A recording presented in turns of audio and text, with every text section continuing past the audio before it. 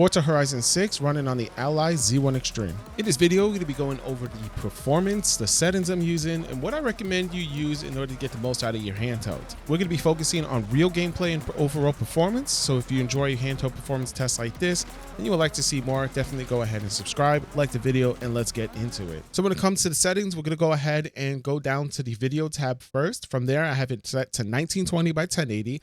The frame rate is capped at 60 FPS and VSync is turned on. Full screen on, and then motion blur I have set to short. You could go ahead and mess around with this as you please.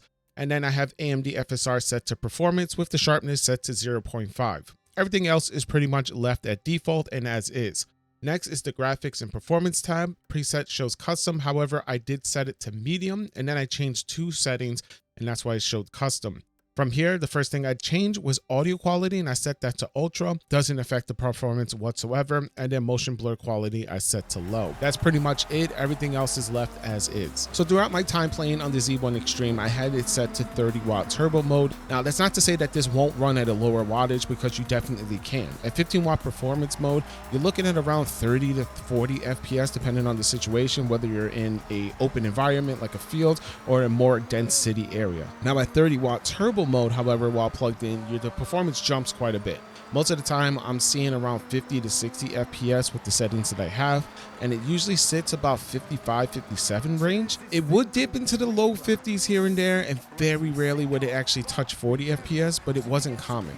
For most of the part, it stayed in the mid 50 range consistently, whether I was in open areas or tighter sections. It would occasionally hit 60 because of the cap, but not often, which is why I had it locked at there for consistency. Now you could definitely go ahead and uncap the FPS and push things a little bit more if you want to. You could go and drop the resolution down to 900p, get you some extra performance.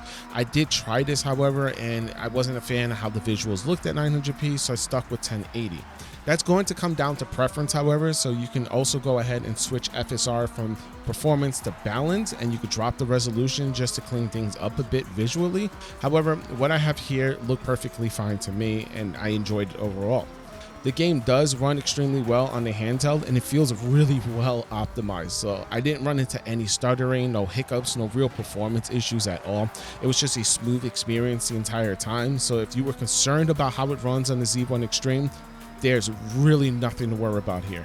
Other than that, there's really not much else to say. This game runs great, no complaints, and if you're looking to play on the handheld, it's an easy recommendation. If you happen to have any questions or run into any problems, let me know in the comment section down below. I'll try to help you out to the best that I can. If you haven't already, consider subscribing, and I hope to see you on the next one. Peace.